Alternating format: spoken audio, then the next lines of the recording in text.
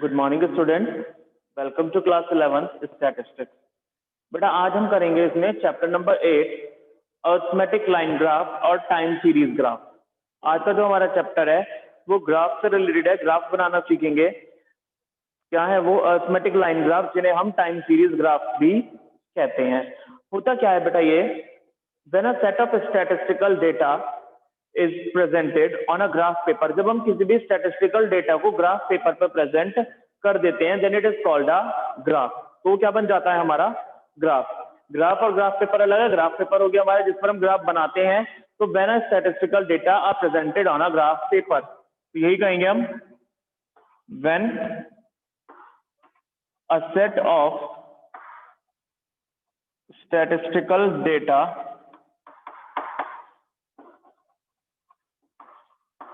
are presented on a graph paper, then it is called as a graph। वो हमारा graph होता है। जब हम स्टैटिस्टिकल डेटा को ग्राफ पेपर पे प्लॉट कर देते हैं तो क्या बन जाता है वो हमारा graph.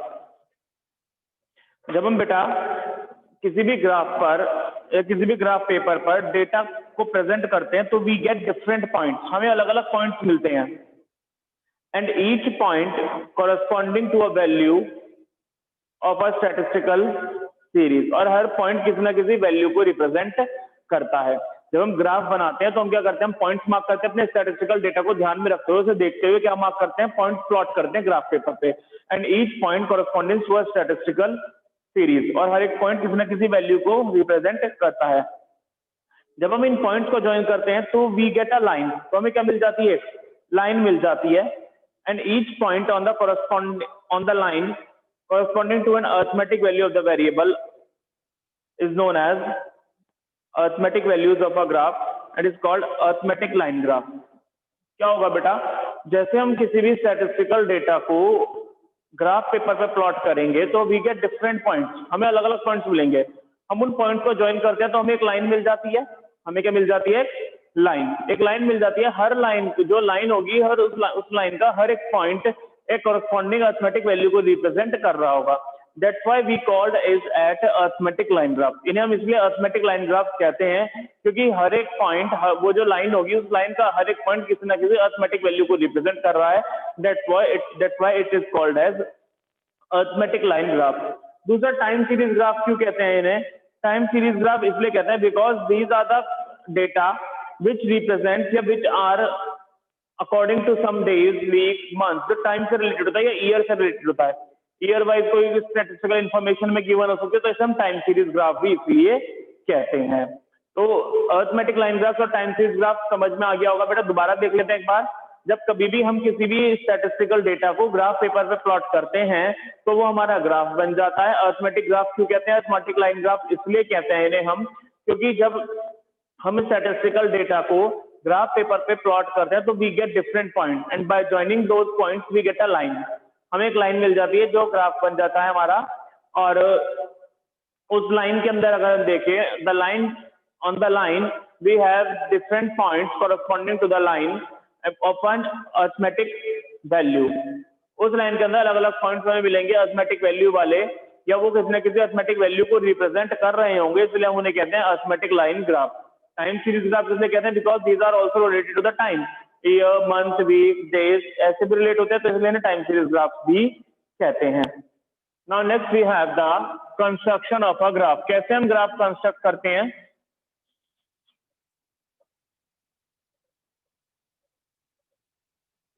Keeping in mind the size and nature of a data, a suitable intersecting point on the graph paper is assumed to be as point of origin। origin point mark करते हैं। कैसे मिलता है बेटा origin? हमें देखते हैं।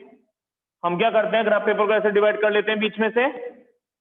तो दो लाइंस होती है हमारे पास, हॉरिजॉन्टल लाइन और वर्टिकल लाइन। अब इन हॉरिजॉन्टल लाइन और वर्टिकल लाइन का जो इंटरसेक्शन पॉइंट होता है, या जिस पॉइंट पर ये इंटरसेक्ट होते हैं,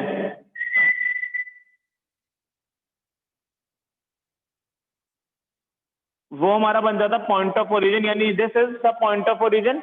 हमारे पास क्वाड्रेंट होते हैं अभी 4 quadrant, first quadrant, second quadrant, third quadrant and fourth quadrant. 4 part में डिवाइड हो जाते हैं। जो हमारी वर्टिकल लाइन है ये वाई होती है, वाई एक्सिस होती है, और जो हॉरिजॉन्टल लाइन है ये एक्स एक्सिस होती है। यहाँ एक्स पॉजिटिव होता है, यहाँ इधर एक्स नेगेटिव हो जाता है, यहाँ वाई पॉजिटिव होता है, इधर वाई नेगेटिव हो जाता है। अब देखिए तो इसका फर्स्ट क्वाड्रेंट में एक्स भी पॉजिटिव है और वाई भी पॉजिटिव है, सेकंड क्वाड्रेंट में एक्स नेगेटिव है, वाई पॉजिटिव है, थर्ड क्वाड्रेंट में एक्स नेगेटिव है और वाई भी नेगेटिव है, और फोर्थ क्वाड्रेंट में एक्स पॉजिटिव है, वाई नेगेटिव है। तो ये बन जाते हैं बेटा हमारे 4 quadrant, first quadrant, second quadrant, third quadrant and fourth quadrant. First quadrant में एक्स और वाई दोनों पॉजिटिव है, सेकंड क्वाड्रेंट में एक्स नेगेटिव है, वाई पॉजिटिव है, थर्ड क्वाड्रेंट में एक्स और वाई दोनों नेगेटिव है, और फोर्थ क्वाड्रेंट में एक्स पॉजिटिव है, वाई नेगेटिव है। That is the construction of a graph. ऐसे हम ग्राफ कंस्ट्रक्ट करते हैं।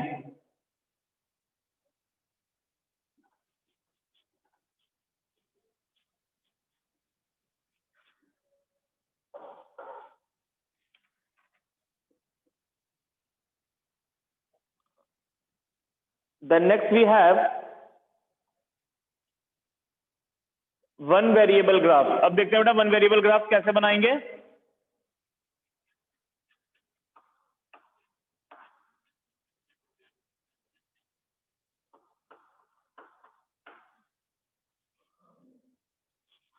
How we do one variable graph? Information given a month and production.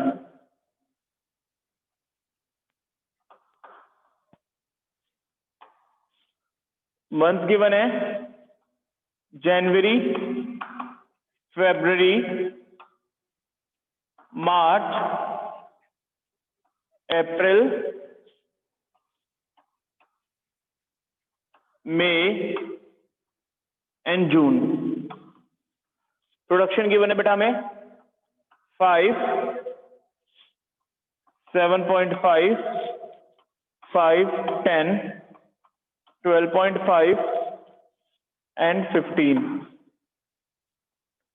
And production की जो यूनिट है वो क्विंटल्स है।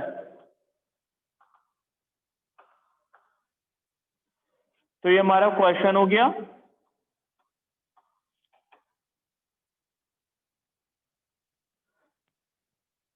क्वेश्चन में क्या गिवन है बेटा हमें? प्रोडक्शन गिवन है,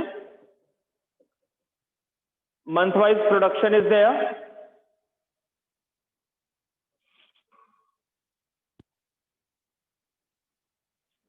तो बेटा मंथ वाइज प्रोडक्शन गिवन है हमें, क्विंटल्स में गिवन है।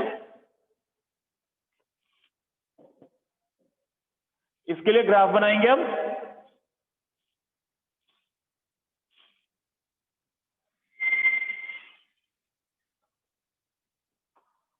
इस तरह से origin X axis, Y axis, X axis पर आप मार्क करेंगे मंथ्स अपने, वाई एक्सिस पर आप मार्क करेंगे प्रोडक्शन। प्रोडक्शन में हम गैप ले सकते हैं 2, 4, 6, 8, 10, 12, 14 एंड 16। यहां मार्क करेंगे first month January, second February, then March, April, May and जून।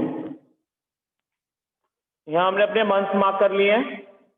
जनवरी में प्रोडक्शन है 5, तो पॉइंट मार्क करेंगे between 4 and 6, this is the point. Then फरवरी में प्रोडक्शन है 7.5, 7.5 8 से कुछ नीचे आएगा, दैट्स द पॉइंट। मार्च में प्रोडक्शन है अगेन 5, पॉइंट मार्क कर देंगे। अप्रैल में 10, मई में प्रोडक्शन है 12.5, देन जून में प्रोडक्शन है 15। कुछ इस तरह से। अब इन पॉइंट्स को हम ज्वाइन करेंगे।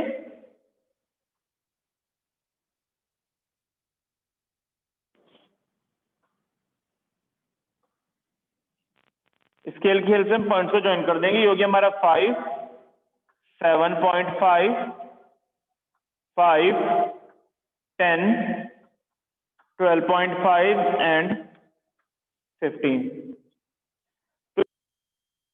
ग्राफ, ये क्या बन गया हमारा? Line series graph. क्लियर है बेटा सभी को? Yes sir. ठीक है, ऐसे ही आपको बेटा अपनी नोटबुक्स में करना है। ठीक,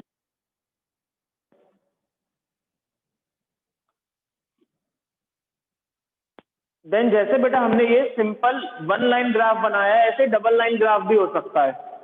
ऐसे क्या हो सकता है हमारा? डबल लाइन ग्राफ भी हो सकता है। कैसे होगा वो डबल लाइन ग्राफ? जब आपको एक सेट से ही 2 इंफॉर्मेशन गिवन होती भी गिवन होती, तो साथ साथ 2-2 लाइन्स बन जाती है ना। एक लाइन और बन जाती इसके साथ। तो हम क्या कर सकते हैं, एक लाइन हम डायरेक्ट स्ट्रेट बना सकते हैं, एक डॉटेड लाइन से, कलरफुल लाइन से जो है हम उन्हें रिप्रेजेंट कर सकते हैं। When different sets of the items are given, जब हमें अलग अलग सेट गिवन होते हैं।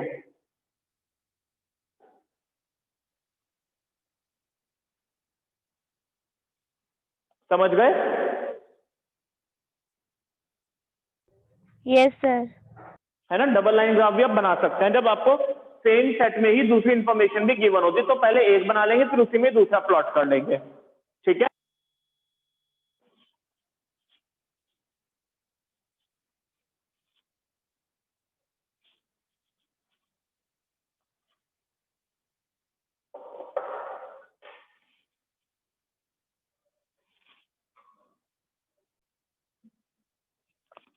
बेटा नेक्स्ट है हमारे पास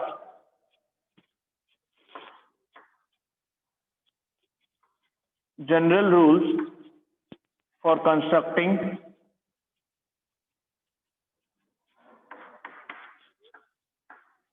ग्राफ्स और डायग्राम्स। ग्राफ्स और डायग्राम्स बनाते टाइम पर क्या क्या चीजें हमें ध्यान में रखनी है? तो general rules for constructing graphs and diagrams. First है हमारे पास बेटा proper size.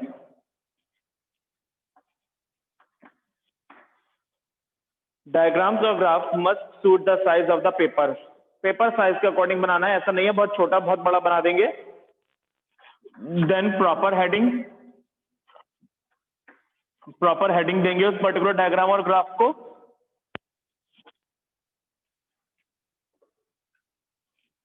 Then next proper scale. Proper scale का मतलब क्या है? मेजरमेंट हमारा प्रॉपर होना चाहिए सुटेबल डायग्राम या ग्राफ बनाने के लिए। Use of science and colours. Science और कलर्स का यूज कर सकते हैं, हमने करा भी था बार डायग्राम से पाई डायग्राम में, उन्हें ज्यादा अट्रैक्टिव बनाने के लिए। Less use of words. Words का इस्तेमाल बेटा हम कम से कम करते हैं उन्हें ज्यादा अट्रैक्टिव बनाने के लिए।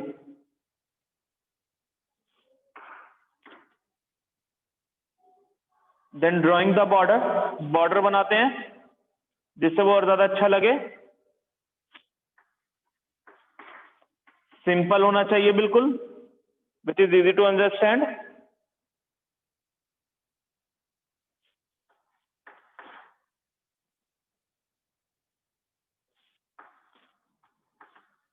स्टेटमेंट ऑफ डेटा, जिस डेटा का हम ग्राफ बना रहे हैं उसके अकॉर्डिंग प्रॉपर होना चाहिए वो, जिससे सारा का सारा डेटा हमारा उसमें रिफ्लेक्ट होता रहे वो।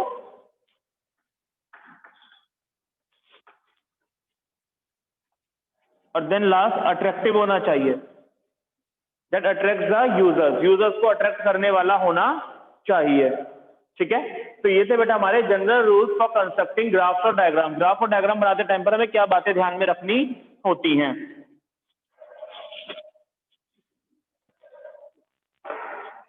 देन नेक्स्ट है आपके पास merits of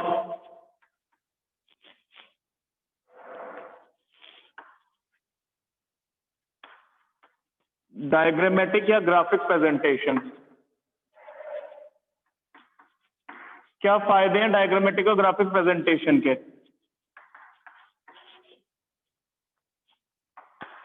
first is simple and understandable. इसलिए हम डायग्राम्स और ग्राफ का यूज करते हैं जिससे हमारा डेटा और ज्यादा सिंपल हो जाए और which is easy to understand. Then lasting impact, graphs और डायग्राम्स के बेसिस पर रिफ्लेक्ट किया हुआ डेटा, प्रेजेंट किया हुआ डेटा का इम्पैक्ट जो होता है लंबे समय तक रहता है। नो नीड ऑफ ट्रेनिंग, किसी तरह की यहाँ पर ट्रेनिंग की कोई जरूरत नहीं पड़ती यूजर्स के लिए, या स्पेशलाइज्ड नॉलेज की कोई जरूरत नहीं है, सिंपल वो ग्राफ या डायग्राम देखकर हमारा समझ सकते हैं।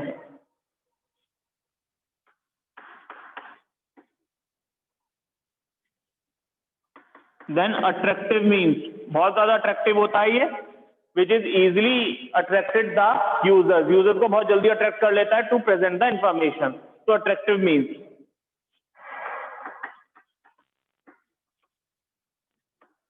A quick comparison,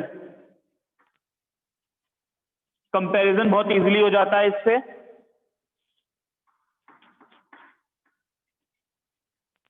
informative, information हमें सारी प्रोवाइड कराता है ये।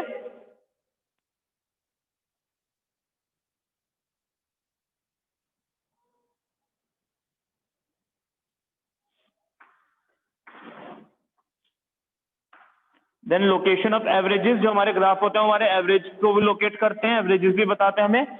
तो these are the merits of diagrammatic presentation and graphic presentation. Graphic और डायग्रामेटिक प्रेजेंटेशन के फायदे, सिंपल होता है, बहुत जल्दी समझ आ सकता है, लंबे समय तक इसका इंपैक्ट रहेगा, किसी पर्टिकुलर ट्रेनिंग के स्पेशलाइज्ड नॉलेज की कोई जरूरत नहीं है इसे समझने के लिए। अट्रैक्टिव मीन्स है, अट्रैक्टिव होता है, इफेक्टिव होता है, क्विकली इससे कंपैरिजन कर सकते हैं, इंफॉर्मेटिव भी होता है ये। देन नेक्स्ट है बेटा हमारे पास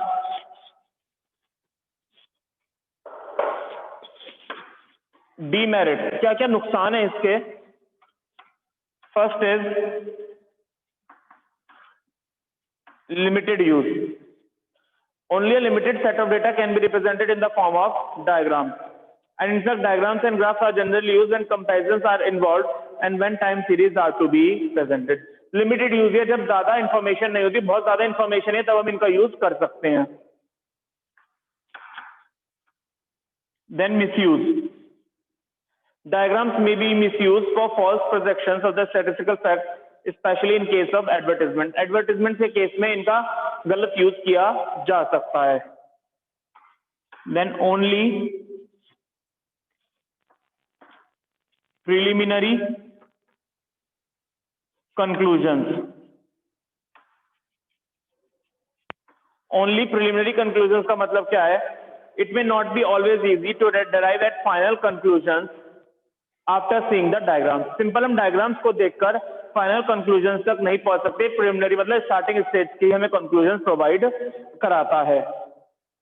multiple information in the form of diagrams and graph में ऑफर ओनली प्रिलिमिनरी कंक्लूजन, क्योंकि स्टार्टिंग स्टेज की कंक्लूजन हमें प्रोवाइड कराता है, फाइनल स्टेज तक की कंक्लूजन हमें नहीं बताता, या फाइनल एंड रिजल्ट तक हम नहीं पहुंच सकते। तो these are the demerits of diagrammatic और ग्राफिक प्रेजेंटेशन। तो ये था बेटा हमारा chapter number 8 arithmetic line graph and time series graph, जिसमें हमने ग्राफ बनाने सीखे हैं, उनके फायदे और नुकसान हमने जान लिया है। तो student that's all for today, thank you and have a nice day.